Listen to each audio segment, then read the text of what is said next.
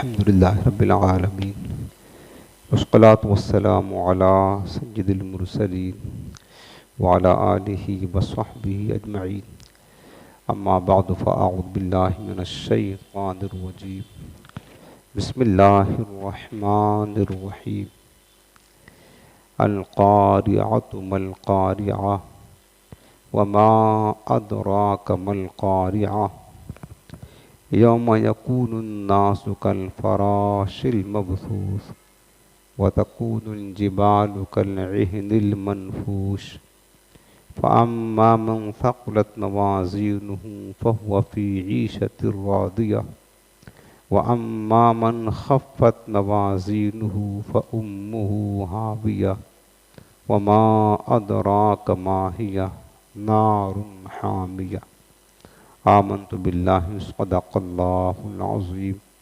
اللهم رب اشرح لي صدري ويسر لي أمري واحلل عقدة من لساني يفقهوا قولي. إن الله وملائكته يصلون على النبي يا أيها الذين آمنوا صلوا عليه وسلموا تسليما. اللهم صل على سيدنا وشفيعنا وكريمنا مولانا محمد وعلى آلہ وبارک وسلم. حاضرین محترم، قرآن عظیم کی تفسیر آج اما پارہ کی سورۃ القاریہ کا درس ہوگا. سورۃ القاریہ یہ مکی صورت ہے، یعنی ہجرت سے قبل اس کا نزول ہوا تھا. القاریہ کے جو معنی ہیں القاریہ، کیونکہ یہ صورت ہم پڑھتے ہیں اما پارہ ویسے بھی کثرت کے ساتھ تلاوت کیا جاتا ہے. انشاءاللہ اگر اس کا مفہوم، اس کا مضمون ہم سمجھیں گے، پھر پڑھیں گے تو یا سنیں گے تو انشاءاللہ بہت زیادہ آپ کو لطف آئے گا. القاریہ کے معنی ہوتا ہے دل دہلانے والی. کئی ایک معنی ہیں. در حقیقت قیامت کے ناموں میں سے ایک نام ہے القاریہ. القاریہ کے معنی ہوتا ہے دل دہلانے والی. القاریہ کا ایک معنی ہے کھٹکھٹا دینے والی، جھنجھوڑ دینے والی. القاریہ کا ایک معنی ہوتا ہے ناگہانی مصیبت، یعنی اچانک جو کوئی بڑی مصیبت آتی ہے اس کو بھی القاریہ کہتے ہیں. القاریہ کا ایک معنی ہوتا ہے بہت بڑا حادثہ. چونکہ یہ قیامت کا نام ہے تو قیامت جب آئے گی تو یہ سب کچھ ہوگا. قیامت ایک بہت بڑا حادثہ بھی ہے. قیامت جب قائم ہوگی تو لوگوں کے دل دہل جائیں گے. بہت ہولناک خطرناک منظر ہوگا. ویسے تو قیامت کے کئی نام قرآن عظیم میں بیان فرمایا گیا ہے. جیسے قیامت کا ایک نام ہے الحاقہ، قیامت کا ایک نام ہے الواقعہ، الصاخہ، الطامہ، الغاشیہ. یہ سب قیامت کے نام ہیں. انہی میں سے ایک نام القاریہ بھی ہے. القاریہ کا معنی ہوتا ہے دل دہلانے والی. اب اس نام رکھنے کی جو وجہ ہے، اس کی وجہ یہ ہے کہ جب قیامت کے دن سور پھونکا جائے گا، حضرت اسرافیل علیہ السلام سور پھونکیں گے تو ایک زبردست چنگھاڑ کی آواز پیدا ہوگی. بڑی خطرناک آواز ہوگی. اس سور کی جو آواز ہوگی تو جس آواز سے لوگوں کے دل دہل جائیں گے اور دہشت کی وجہ سے لوگ مر جائیں گے. جیسے آپ اس کو مثال یوں سمجھیے کہ اچانک کوئی بم پھٹ جائے تو کیسی زوردار آواز ہوتی ہے نا، تو ایسے ہی زوردار آواز، یہ تو ایک بم ایک معمولی ہے، باقی سور کی جو آواز ہوگی قیامت کے دن ہوگی تو وہ آواز تو انتہائی خطرناک ہوگی. اچانک آواز آئے گی تو لوگوں کے دل بند ہو جائیں گے، گویا کہ لوگوں کو اٹیک آ جائے گا اور اسی وقت سب مر جائے گے. تو یہ معنی ہے القاریہ کی. القاریہ کے معنی ہوتا ہے دل دہلا دینے والی. اس کی ایک وجہ اور بتایا مفسرین کرام نے کہ جب قیامت قائم آئے گی تو سورج، چاند، ستارے، پہاڑ وغیرہ پھٹ کر ٹکڑے ٹکڑے ہو جائیں گے اور اس سے ایک گرجدار آواز پیدا ہوگی اور اسی گرجدار آواز کو القاریہ کہتے ہیں۔ زوردار آواز کے بارے میں، چنگھاڑ، یہ خوفناک آواز جس سے لوگوں کے دل دہل جاتے ہوں، اس کو القاریہ کہتے ہیں۔ اسی طرح ایک وجہ اور بتایا گیا کہ قیامت کے دن جب آسمان پھٹ کر ٹکڑے ٹکڑے ہو جائیں گے اور سورج کو لپیٹ دیا جائے گا، ستارے جھڑ جائیں گے۔ آپ اما پارہ پڑھیں گے سورہ تکویر میں، اذا الشمس کورت، اللہ نے فرمایا کہ جب سورج لپیٹ دیا جائے گا، وَإِذَا النُّجُومُ انْكَدَرَتْ، اور یہ جو ستارے ہیں جھڑ جائیں گے، بے نور ہو جائیں گے۔ وَإِذَا الْجِبَالُ سُجِّرَتْ، پہاڑ چلائے جائیں گے۔ وَإِذَا الْعِشَارُ عُطِّلَتْ، اور 10 ماہ کی گابن اٹریاں معطل ہو جائیں گی۔ پھر آگے فرمایا کہ وَإِذَا الْبِحَارُ سُجِّرَتْ، یہ جو سمندر ہے، سمندر میں آگ بھڑکا دی جائے گی، آگ۔ وہ قیامت کا منظر اللہ نے بیان فرمایا ہے۔ تو اس دن یہ دہشتوں کا دن ہوگا، وحشتوں کا دن ہوگا، خوفناک دن ہوگا، دل دہلا دینے والا دن ہوگا۔ اسی دن کو القاریہ کہا جاتا ہے۔ اس صورت کا جو مرکزی مضمون ہے، جو اللہ پاک نے بیان فرمایا ہے کہ در حقیقت اس صورت میں قیامت کی ہولناکیوں کا ذکر ہے کہ قیامت کا منظر کتنا خطرناک ہوگا، کتنا وحشت ناک ہوگا، کتنا دہشت ناک ہوگا، وہ قیامت کے منظر کا ذکر ہے۔ اس صورت کی ابتدا میں بتایا گیا ہے کہ قیامت کی دہشت، سختی سے تمام لوگوں کے دل دہل جائیں گے، اور پھر میدان قیامت جب قائم ہوگا نا، اب آگے اس کی تفسیر سنیں۔ القاریہ، اللہ پاک نے فرمایا کہ وہ دل دہلا دینے والی، مل قاریہ، اس کی اہمیت کو بتاتے ہوئے کیا ہے دل دہلا دینے والی، وما ادراک مل قاریہ، اور تمہیں کیا پتا کہ وہ دل دہلا دینے والی، وہ کھڑکھڑا دینے والی کیا چیز ہے۔ در حقیقت یہاں پر جو خطاب تو اللہ نے اپنے حبیب کو کیا ہے، یعنی قیامت کی ہولناکیاں، سختیوں کا جو علم ہے وہ از خود کسی کے پاس نہیں ہے، حتیٰ کہ اللہ کے حبیب علیہ السلام کو اللہ فرماتا ہے کہ میرے محبوب، جو یہ قیامت کی وحشتوں کا، دہشتوں کا کے بارے میں معلومات ہے، یہ ہم نے تمہیں وحی سے بتائی ہے، از خود میرے حبیب آپ کو نہیں پتا۔ وما ادراک، اور تمہیں کیا پتا، مل قاریہ، وہ قاریہ دل کو دہلانے والی کیا چیز ہے، یعنی از خود تمہیں اپنے وہم سے، اپنے قیاس سے، اپنے عقل سے اس کا علم نہیں ہے، کیونکہ قیامت کا علم اور اس کی دہشتوں اور وحشتوں کا علم صرف اللہ تعالیٰ کے وحی کرنے سے ملا ہے حضور کو۔ اللہ نے اپنے حبیب کو وحی فرمائی تو قیامت کے علم حضور کو معلوم ہوا، کیونکہ اتنی خطرناک چیز ہے نا کہ وہاں تک کسی کی عقل کی، کسی کے علم کی رسائی ہی نہیں ہو سکتی ہے۔ اللہ نے اپنے حبیب کو بتایا اور حبیب کریم نے پھر سب کو بتا دیا، اپنے صحابہ کو بتایا۔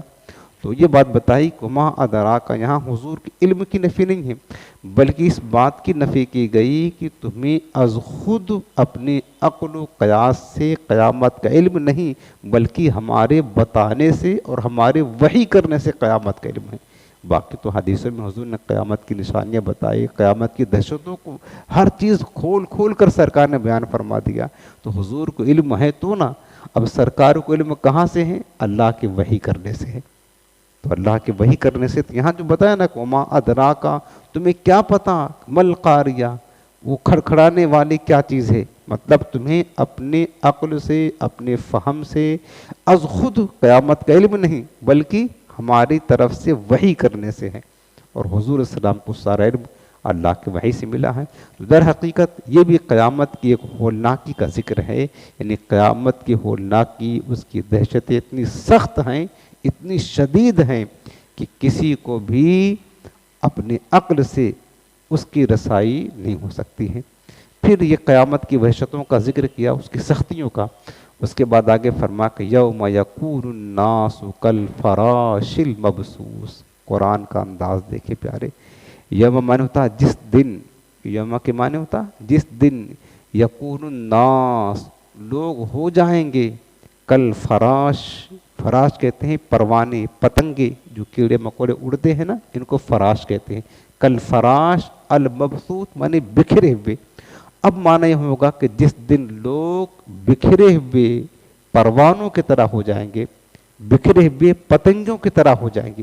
تشبیہ دی جس طریقے سے آپ دیکھیں بارش ہوتی ہے، پھر اس کے بعد میں جب بارش بند ہوتی ہے تو کوئی روشنی کہیں جلتی ہے نا، چراغ جلتا ہے تو چاروں طرف سے پروانے اس کے ارد گرد بکھر جاتے ہیں، کوئی ادھر بھاگ رہا ہے، کوئی ادھر بھاگ رہا ہے، کوئی اس پر گر رہا، کوئی اس پر گر رہا. یہ نظارہ آپ دیکھیں گے.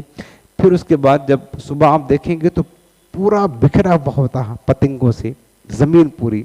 اللہ نے تشبیہ دے کر ہمیں سمجھائی، چونکہ اب وہاں کا علم تو بغیر دیکھے کیسے معلوم ہوگا.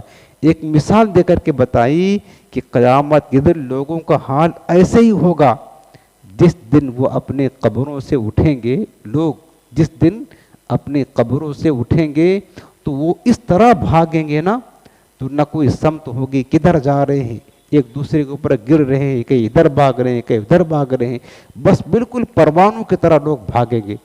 وہ حال ہوگا.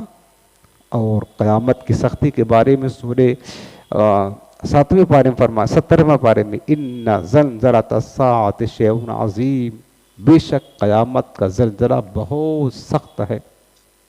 قیامت کا زلزلہ اللہ نے فرمایا بہت سخت ہے. اب دیکھیں یہاں پر جو بات فرمایا کہ یوم یکون الناس، جس دن لوگ ہو جائیں گے کل فراش المبثوث، معنی ہوتا بکھرے ہوئے پروانوں کی طرح. یعنی جب لوگ قبروں سے نکلیں گے نا اور پھر کدھر جائیں گے، محشر کی طرف بھاگیں گے، تو ایک دوسرے کے اوپر گرتے پڑتے، نہ کوئی سمت ہوگی کدھر جا رہے ہیں، بس وہ مدہوش ہوں گے، سب پریشان حال ہوں گے. انسان جیسے کوئی زلزلہ آ جاتا ہے، اب دیکھو کہ لوگ بھاگتے کیسے ہیں، کوئی ادھر بھاگ رہا، کوئی ادھر بھاگ رہا اپنی جان بچانے کے لیے نا. بس محشر قیامت کے دن جب قبروں سے اٹھیں گے نا، یہی حال ان کا ہوگا. لوگ ڈر کے مارے، دہشت کے مارے، وحشت کے مارے، کوئی ادھر بھاگ رہا، کوئی ادھر. جانا سب کو محشر کے میدان میں ہے. بلکہ ایک قرآن عظیم کی دوسری آیت کریم اللہ نے فرمایا یوم یدعو الداعی الی شیء نکر خش عن ابصارهم یخرجون من الاصداق کانہم جراد منتشر. اللہ نے فرمایا کہ جس دن بلانے والا بلائے گا ایک اجنبی چیز کی طرف، تو لوگوں کی نگاہیں جھکی ہوں گی. قیامت کا منظر، لوگ خوف زدہ ہوں گے. یخرجون من الاصداق، لوگ اپنی قبروں سے نکلیں گے، اور اس کے بعد محشر کی طرف جب جائیں گے نا، کأنہم جراد منتشر، گویا کہ وہ بکھری ہوئی ٹڈی ہیں. یعنی چونکہ حضرت آدم سے لے کر قیامت تک جتنے انسان آئیں ایک ساتھ سب کو نکلنا ہے نا. کتنی کثرت ہوگی لوگوں کی، کروڑوں اربوں خربوں لوگ ہوں گے، سب اپنی قبروں سے نکلیں گے.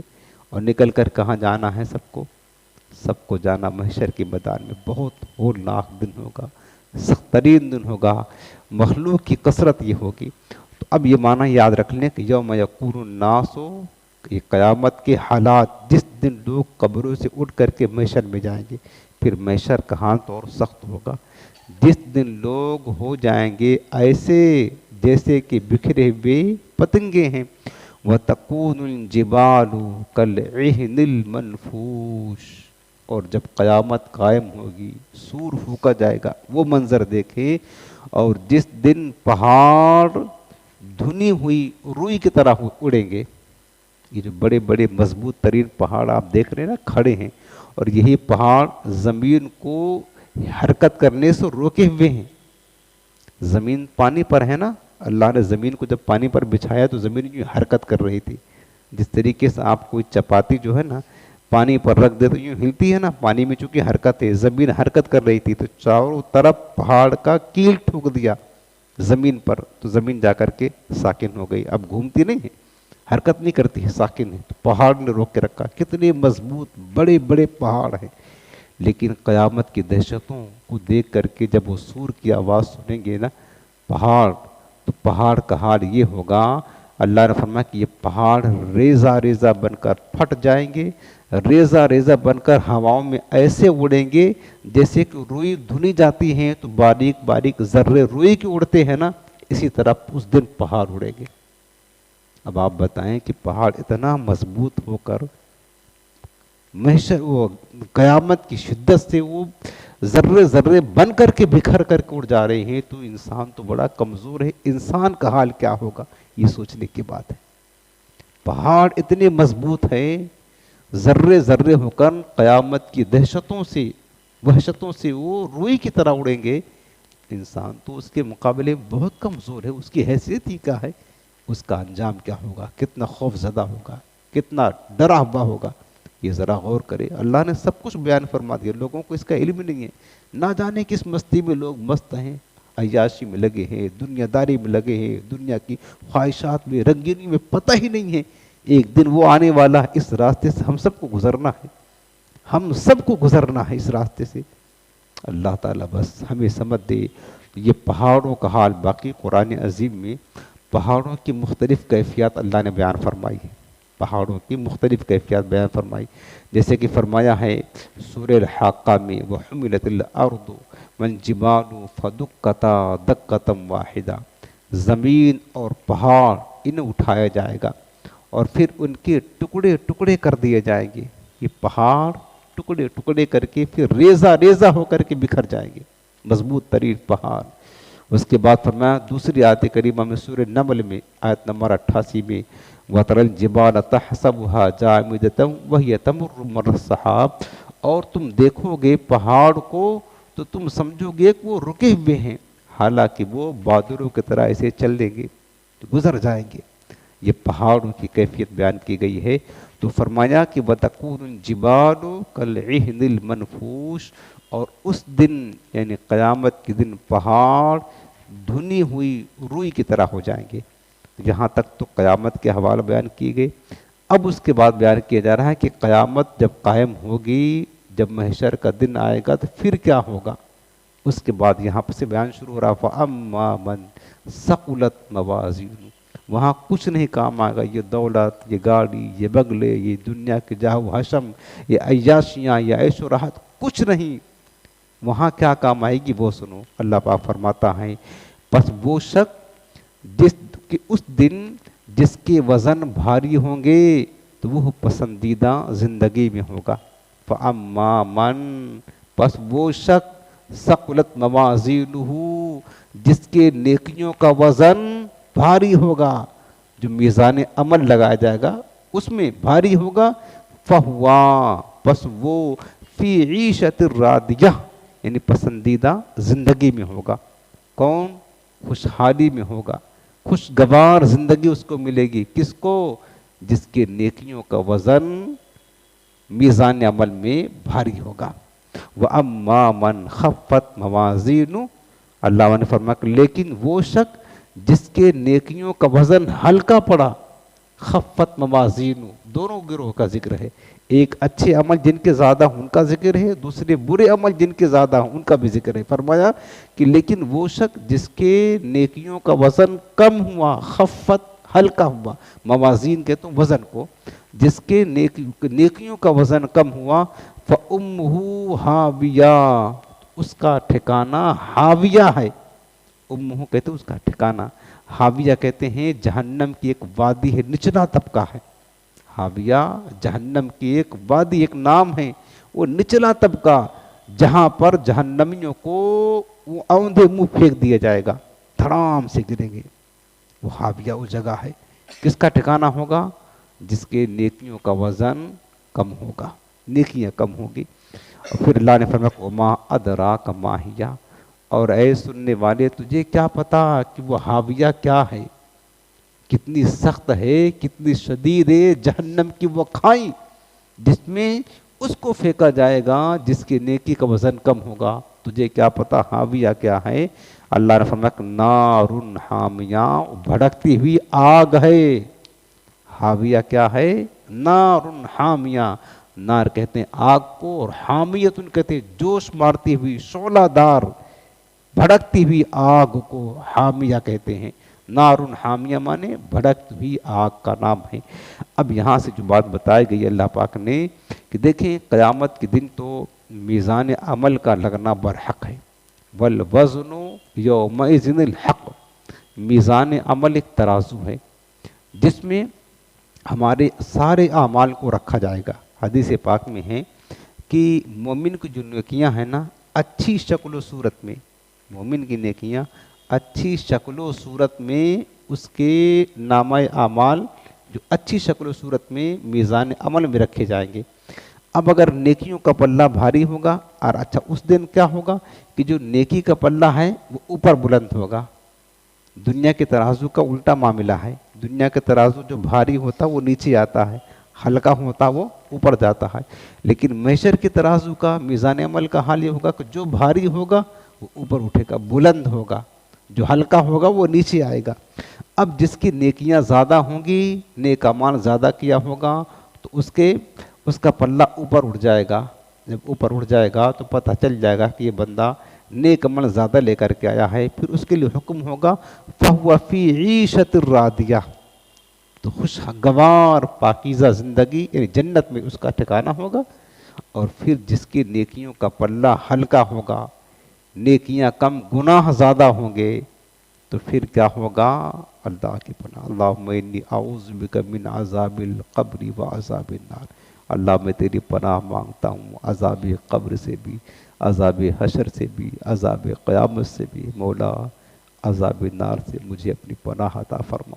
میرے آقا کریم علیہ السلام جب قرآن پڑھتے نا اور جہنم کا ذکر آتا تو امت کی تعلیم کے لیے میرے سرکار پناہ مانگتے تھے، اللہ کے عذاب سے پناہ مانگتے تھے، حضور امت کے لیے تعلیم کے لیے، ورنہ تم آقا مالک جنت ہے۔ جب اللہ کے عذاب کا ذکر آتا نا تو سرکار رک جاتے، تلاوت کرتے کرتے مانگتے، مولا مجھے پناہ دے دے، اپنی بچا لے، اپنے عذاب سے بچا لے، جہنم سے بچا لے، امت کی تعلیم کے لیے، ورنہ حضور تو مالک جنت ہے، ہم حضور کی سنت ادا کر رہے ہیں، یہ سختی ہوگی پیارے۔ تو اللہ پاک نے کیا فرمایا کہ اب دیکھیں کہ تحقیق یہ ہے نا کہ عمل کا وزن تو ہوگا۔ علماء نے فرمایا کہ جو کفار ہے نا، کافر کا تو کوئی عمل قابل قبول ہی نہیں ہے، تو لہٰذا فَلَا نُقِيمُ لَهُمْ يَوْمَ الْقِيَامَةِ وَزْنًا، اللہ نے فرمایا کہ ہم قیامت کے دن ان کے عمل کا وزن نہیں کریں گے۔ ارے اس کے پاس تو ساری برائیاں ہی برائیاں ہیں، نیکیاں کہاں ہیں؟ کیونکہ کافر جو بظاہر نیک عمل کرتے ہیں، جیسے ماں باپ کی خدمت کرنا یا لوگوں کے ساتھ اچھا سلوک کرنا، یہ نیکی ہے نا، تو اس کا عمل کا اجر اللہ دنیا میں عطا فرما دیتا ہے، دنیاوی نعمتوں کی شکل میں، آخرت میں اس کے لیے کوئی حصہ نہیں ہوتا ہے۔ لہٰذا ان کے پاس تو سب ان کے عمل باطل ہے ان کے کفر کی وجہ سے، لہٰذا ان کو بغیر وزن کے بے جہنم میں ڈھکیل دیا جائے گا۔ ہاں مومنین جو ہوں گے، بعض مومنین ایسے خوش نصیب ہوں گے جن کو اللہ تعالیٰ اپنے فضل و رحمت سے بلا حساب جنت میں داخل کرے گا۔ اور ہم اللہ سے دعا کرتے، میرے اللہ ہم حساب کے قابل نہیں، مولا ہم کو بلا حساب اپنے محبوب کریم کے مبارک قدموں کے پیچھے پیچھے حضور کی صحبت میں، حضور کے قدموں کے سائے میں جنت میں جگہ عطا فرما دے۔ بلا حساب جنت کی دعا مانگا کرے اللہ سے، لیکن حساب تو ہوگا۔ اب جن کے نامہ اعمال میں کمی ہوگی، نیکیوں کا پلہ ہلکا ہوگا، ان کو جہنم میں ڈالا جائے گا، یہ بھی حق ہے۔ پھر جب وہ سزا پوری کر لیں گے، یا اللہ کی رحمت سے، یا حضور کی شفاعت سے، یا اولیاء کرام کی شفاعت سے، اللہ انہیں ایمان اگر ہے تو جہنم سے نکال کر کے جنت میں ان کو داخل کیا جائے گا۔ اب اس کے بعد آخر میں اللہ پاک نے کیا فرمایا ہے کہ نار حامیہ، جو فرمایا کہ وہ حاویہ، جن کے وزن ہلکا ہوگا ان کو حاویہ میں داخل کیا جائے گا۔ تو حاویہ کیا ہے؟ فرمایا کہ حاویہ یہ نار حامیہ ہے، بھڑکتی ہوئی آگ ہے، آگ۔ تو نار حامیہ کی تفسیر میں علماء نے لکھا ہے کہ بڑے بڑے جہنم کے شعلے ہوں گے، بلکہ میرے آقا کریم نے حدیث پاک میں یہ بات ارشاد فرمائی ہے کہ نار جہنم دنیاوی آگ سے 70 درجے زیادہ سخت ہے۔ دنیا کی آگ اگر خوب تیز یہاں بھڑکا دی جائے نا تو قریب جانے کا جی نہیں چاہتا، چہرہ جھلس جاتا ہے، تو جہنم کی آگ اس سے 70 درجے زیادہ ہے، 70 درجے زیادہ ہے۔ اور بلکہ دوسری حدیث پاک میں یہ ہے کہ حضور نے فرمایا کہ تمہاری یہ آگ نار جہنم سے 70 گنا زیادہ ہے، اسے 2 دفعہ سمندر میں ڈبو کر نکالا گیا ہے۔ اس دنیا کی آگ کو 2 مرتبہ سمندر میں डुबो करके निकाला गया है। अगर इसको डुबोया ना गया होता ना तो कोई बंदा कोई मखलूक इससे नफ़ा उठा ना सकती। 2 दफ़ा डुबोया गया है समुंदर से और 70 गुना ज़्यादा है जहन्नम की आग। तो एक दर्जा ये है तो हम इससे कुछ नफ़ा उठाते हैं, लेकिन एक मामूली माचिस की तीली 2 सेकंड के लिए भी हाथ पर नहीं रख सकती, इतनी शिद्दत इसकी है। अब आप गौर करें कि जहन्नम की शिद्दत कितनी होगी, जहन्नम की गर्मी का हाल क्या होगा प्यारे। कौन बर्दाश्त कर सकता है? खुदा की कसम कोई नहीं बर्दाश्त कर सकता। अल्लाह बस हमारा ईमान सलामत रखे। और जहन्नम को किस हाल में जहन्नमियों को रखा जाएगा पता है? जहन्नमियों को जब जहन्नम में डाला जाएगा ना, आग का संदूक होगा, आग का एक संदूक, उसमें जहन्नमियों को रखकर उसके इर्द गिर्द आग भर दी जाएगी, उसको बंद कर दिया जाएगा, फिर आग का ताला लगाया जाएगा, फिर उस आग के संदूक को दूसरे आग के संदूक में डाला जाएगा, फिर चारों तरफ आग भर दी जाएगी, फिर उसको बंद करके फिर आग का ताला लगाया जाएगा, फिर उसको तीसरे आग के संदूक में डाला जाएगा, इसी तरह उसको भर करके फिर जहन्नम में फेंक दिया जाएगा। हर जहन्नमी तना होगा। अल्लाह ताला अज़ाब नार से बचाए। और उसके बाद एक हदीस पाक में फरमाया पता है, हज़रत अबू हुरैरा से रवायत है, मेरे आका ने फरमाया कि लोगों क्या तुम्हें मालूम है कि तुम्हारी इस आग और नारे जहन्नम के दरमियान क्या निस्बत है? फरमाया कि नारे जहन्नम तुम्हारी आग के धुआं से भी 70 गुना ज़्यादा सियाह है। ये जो तुम्हारी आग का धुआं है ना, इससे कहीं ज़्यादा 70 गुना नारे जहन्नम सख्त है। बल्कि हदीस पाक में मेरे आका फरमाते हैं 1000 बरस तक जहन्नम की आग को दहकाया गया, वो सुर्ख हो गई, फिर 1000 बरस तक उसको और दहकाया गया हत्ता कि वो सफ़ेद हो गई, फिर 1000 बरस तक और दहकाया गया हत्ता कि वो सियाह और तारीक हो गई। अब जहन्नम की आग तारीक ही तारीक है। दुनिया की आग में रोशनी है, जहन्नम की आग में तारीकी है, वहाँ रोशनी का नामो निशान तक नहीं होगा। और हदीस पाक में है कि जिसको सबसे हल्का अजाब दिया जाएगा ना जहन्नम में, सबसे हल्का अजाब ये होगा कि उसके पैर में आग की जूती पहना दी जाएगी। आग की जूती की शिद्दत इतनी होगी कि उसका दिमाग खोल जाएगा। अल्लाह अज़ाब नार से बचाए। तो ये जहन्नम की शिद्दत का हाल है। ये किसके लिए होगा? फरमाया व अम्मा मन खफ़्फ़त मवाज़ीन, जिसका वज़न नेकियों का कम होगा। प्यारे अजीज़ों, बात ख़त्म करते हुए आपको ये नसीहत करता हूँ, जिस तरह हमें माल कमाने की फ़िक्र है, दुनिया के ऐशो राहत के लिए बहुत फ़िक्र करते हैं हम, दुनिया की ज़िंदगी खुशगवार बन जाए उसकी फ़िक्र है, अपने बच्चों का फ्यूचर बहुत अच्छा हो जाए, मुस्तकबिल ताबराक हो जाए उसकी फ़िक्र करते हैं, दुनियावी एजुकेशन में हम आगे हो जाएं उसकी फ़िक्र करते हैं, मालो दौलत में हम आगे रहें उसकी फ़िक्र करते हैं, करे सब कुछ कर। लेकिन प्यारे ये बात याद रखना, जिस तरह हम माल जमा करने की ज़्यादा फ़िक्र और कोशिश में दिनों रात सोचते रहते हैं ना, उससे कहीं ज़्यादा नेक आमाल जमा करने की कोशिश करना शुरू कर दें। क्योंकि ये माल जो कुछ हम जमा कर रहे हैं, एक भी शय हमारे नामा अमाल में नहीं जाएगा।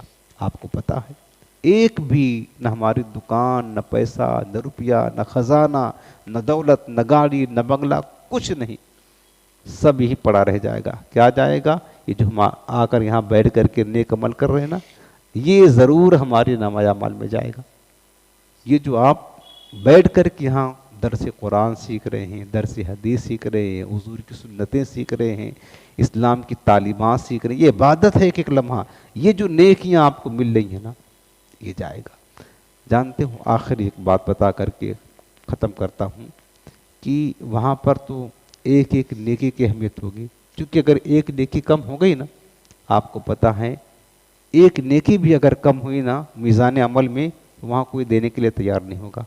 अल्लाह पाक ने फरमा कि यौम यफ़िरुल मर्अु मिन अख़ीहि व उम्मिहि व अबीहि व साहिबतिही व बनी, जिस दिन इंसान अपने दोस्त से भागेगा, भाई भाई से दूर भागेगा, बाप से भागेगा, माँ से भागेगा, हर एक से दोस्त से दूर भागेगा, कोई नेकी न मांग ले, हर एक दूसरे से पीछा छुड़ाएगा, माँ बाप को भी नहीं पहचानेगा कि नेकी न मांग ले, حال اس دن ایک نیکی اگر کم ہو گئی نا تو یاد رکھنا پھر وہ جو اللہ نے فرمایا اما من خفت موازین، جس کا وزن ہلکا ہو گیا تو پھر اس کا ٹھکانہ نار حامیہ ہے۔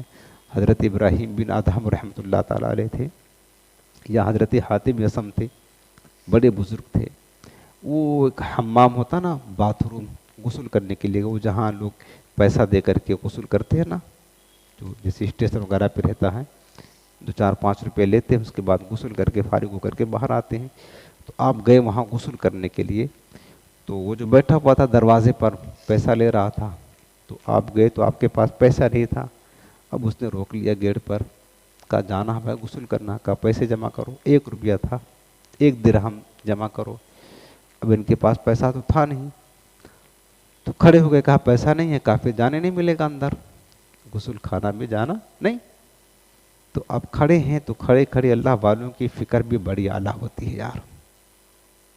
ہم اگر ہوتے روتے یار کاش اتنی غریبی ہے یار، 1 روپیہ کا محتاج ہوں، اب چلے اور مال کمائیں گے تاکہ ہم محتاجی ختم، ہماری یہ فکر ہوتی ہے، اللہ والوں کی فکر۔ وہ سوچتے ہیں، کھڑے کھڑے رونے لگے، اب بہت روئے۔ تو اس نے کہا، گھبرا گیا وہ جو بیٹھا ہوا تھا دروازے پر، کہنے لگا بھائی روتے کیوں ہو، چلے جاؤ فری میں غسل کر لو، رونے کی کیا ضرورت ہے، جاؤ چلے جاؤ۔ کہا نہیں، رونا کس بات پر ہے؟ کہا رونا اس بات پر آ رہا ہے کہ آج ہمارے پاس 1 روپے نہیں ہے، تو تم اس باتھ روم میں جانے نہیں دے رہے ہو، حالانکہ یہ وہ جگہ ہے جہاں پر کافر، فاسق، نیک، بد ہر کوئی جاتا ہے، بری جگہ ہے، کوئی باتھ روم اچھی جگہ تو نہیں ہے نا، نجاست صاف کرنے کی جگہ ہے، ہر کوئی اچھا برا آتا ہے۔